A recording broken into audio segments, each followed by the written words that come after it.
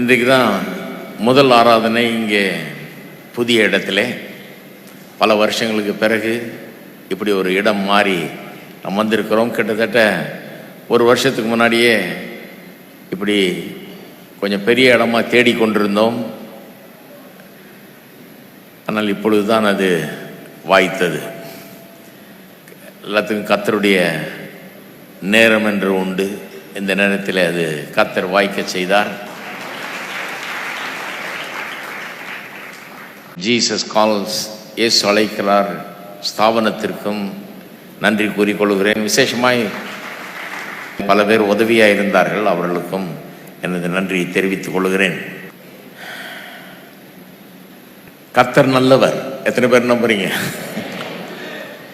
உலகத்தில் சிலர் நல்லவர்கள் இல்லாமல் இருக்கலாம், ஆனால் கர்த்தர் நல்லவராய் இருக்கிறார். ஏன்னா ஒருத்தன் இன்னொருத்தன் அமுக்கிட்டு கீழே இழுத்து போட்டு தான் மேலே போகணும். இவனை கவுத்து தான் இவன் மேலே வரணும்னு நினைக்கிறான். அதனால ஒரு நண்டுகள் எல்லாம் கொண்டு போய் பக்கெட்டில் போட்டிங்கன்னா மூடவே வேண்டியதில்லை. எந்த நண்டு வெளியே வராது. ஒன்று வெளியே போச்சுன்னா இன்னொன்று பிடிச்சி கீழே இழுத்துரும்.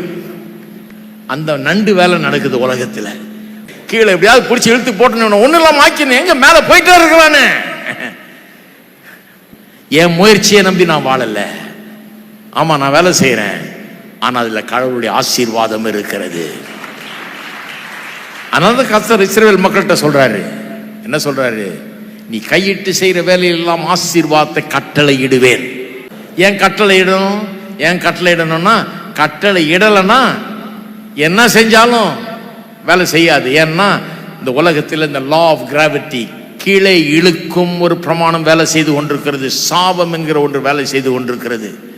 ஒருத்தன் கெடுத்து கொண்டு, ஒருத்தன் கீழே பேசிக்கொண்டு, ஒருத்தர் அழித்து கொண்டு, இதுதான் உலகம். ஒடுக்குகிறதுக்குன்னு, நாசமாக்குகிறதுக்குன்னு ஆட்கள் இருக்கிறாங்க. உலகம் அப்படிப்பட்ட ஒரு இடங்க. யாராவது உங்களை கீழே இழுத்து போட்டா, உங்களை பற்றி அவதூறா பேசினா, உங்களை கெடுத்து போட்டா, உங்களை கெடுத்து அழிக்கணும்னு நினைச்சா, ஐயோ ஆச்சரியமா இருக்குது அப்படின்னு சொல்லக்கூடாது. அப்போ டூ லேட், நீங்க ஆயத்தமா இல்லைன்னு அர்த்தம். நான் எப்படி சொல்றேன்னா, எதிர்பார்த்துக்கிட்டு இருந்தேனே.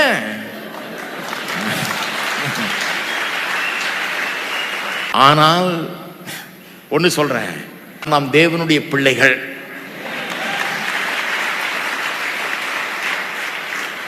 எந்த கிறிஸ்தவனும் தான் பெரிய கொம்புன்னு நினைக்கவே முடியாது. ஏன்னா அவனுக்கு என்ன, நான் பெரிய கொம்பு இல்லை, நான் ரொம்ப சாதாரணமானவன், தகுதியற்றவன், ஏற்றுக்கொள்ளப்பட முடியாதவன், நான் ஒரு பாவி. தேவனுடைய இரக்கத்தின் நிமித்தமாக நான் இன்றைக்கு நின்று கொண்டிருக்கிறேன், வாழ்ந்து கொண்டிருக்கிறேன் அப்படின்னு நினைக்கிறவன் தான் மெய்யான கிறிஸ்தவன். அப்படிப்பட்ட எண்ணத்தை அடிப்படையாக கொண்டு வாழும்போது, உலகத்தை பார்க்கும்போது, அவர்கள் நமக்கு பாவிகளாக தோன்ற மாட்டார்கள். அவர்களை இழிவாக எண்ண மாட்டோம், அவர்களை வெறுக்க மாட்டோம். இந்த உலகத்தில் வாழுகிற மற்றவர்கள் சில நேரத்தில் அவர்களை தீயவர்கள், பொல்லாதவர்கள்லாம் நினைக்கிறாங்களே, அவர்களை பற்றி நீங்களும் நானும் எப்படி நினைக்கணும்? நான் சொல்றேன், என்னை நேசித்து என்னை ரட்சித்த ஆண்டவர் அவர்களையும் நேசிக்கிறார். அவர்களை அன்பு கூறுவோம்.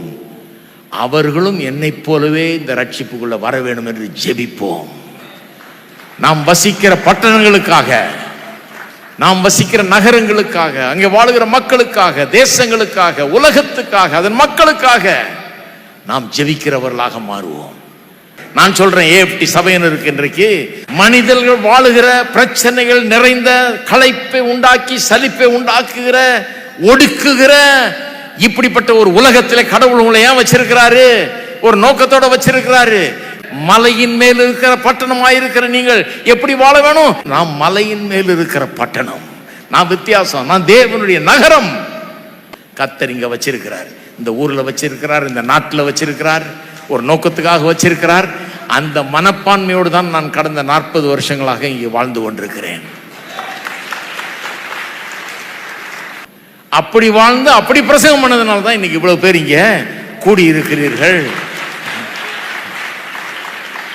எனக்கு இன்னைக்கு 71 வயசு ஆகுது.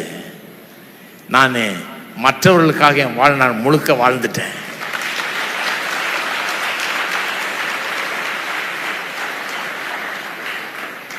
எனக்காக வாழணும்னு நினைக்கல. நான் எனக்காக வாழணும்னா வேற ஏதாவது பண்ணிருக்கலாம். நான் எனக்காக வாழணும்னு நினைக்கல, மற்றவர்களுக்காக வாழணும். இந்த உலகத்துக்காக, இந்த உலகம் மேம்பட வேண்டும், நான் இருக்கிற பட்டணம் ஆசீர்வதிக்கப்பட வேண்டும், இங்க இருக்கிற மக்கள் மேல வர வேணும், இவர்கள் உயர்த்தப்பட வேண்டும், இவர்கள் செழிக்க வேண்டும், இவர்கள் வெற்றி பெற வேண்டும்.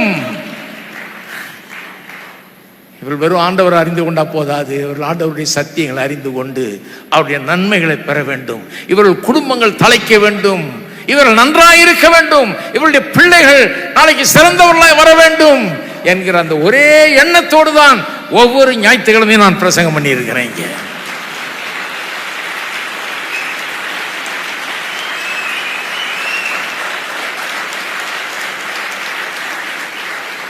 இன்னும் எத்தனை வருஷம் ஆண்டவர் தர்றாரோ அத்தனை வருஷத்தையும் அப்படித்தான் நான் வாழுவேன். எனக்காக ஒரு அஜெண்டா கிடையாது, எனக்காக ஒரு ப்ரோக்ராம் கிடையாது, நான் அதை அடைஞ்சிடணும் இதை அடைஞ்சிடணும் இல்லை. நான் யாருன்னு எனக்கு ஏற்கனவே தெரியும். தேவன் என்னை அன்பு கூறுகிறார், என்னை அழைத்திருக்கிறார், என் மேல முத்திரையை வச்சிருக்கிறார், என்னை அங்கீகரித்திருக்கிறார். நான் அங்கீகாரத்தை தேடல, மேல வரணும் நாடல, அதை செய்யணும் இதை செய்யணும் முயற்சி எடுக்கல. அதனால தான் நான் எப்பவுமே பேசாம இருக்கிறது. பெரிய சர்க்கஸ் எல்லாம் பண்றது இல்லை, தேவையில்லை. நான் யாருன்னு எனக்கு தெரியும், நான் எதையும் நாடல. கர்த்தர் எங்க இருக்க சொன்னாரோ அங்க இருந்து அவர் என்ன செய்ய சொன்னாரோ அதை நான் செய்து கொண்டிருக்கிறேன்.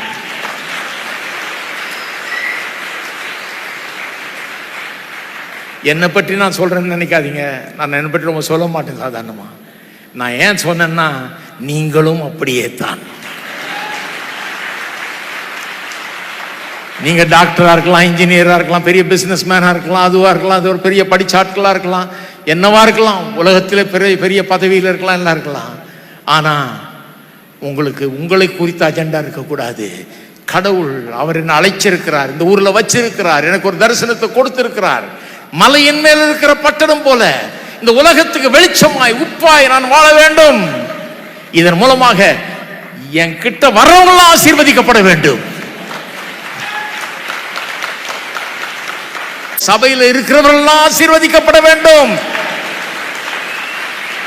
நான் இன்றைக்கு இந்த உலகத்தில் நீர் வைத்திருக்கிற அந்த இடத்துல வாழ்ந்து அந்த பட்டணத்துக்காக ஜெபிக்க, அதன் நலனுக்காக உழைக்க, என்னை அர்ப்பணிக்க நான் முன் வந்திருக்கிறேன். ஆண்டவரேன்னு சொல்லுங்க.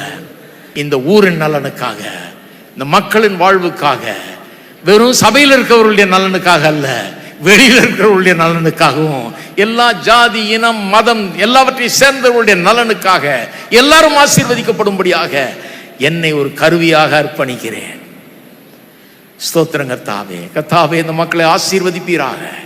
இது ஏஎஃப்டி சபை மக்களின் தரிசனமாய் இருக்கட்டும், நோக்கமாய் இருக்கட்டும், இதுவருடைய பேஷனா இருக்கட்டும். கர்த்தாவே, இதன்படி வாழட்டும், பெரிய வெற்றிகளை காணட்டும், உம்முடைய நோக்கங்களை இந்த பூமியில் அவர்கள் நிறைவேற்றட்டும்.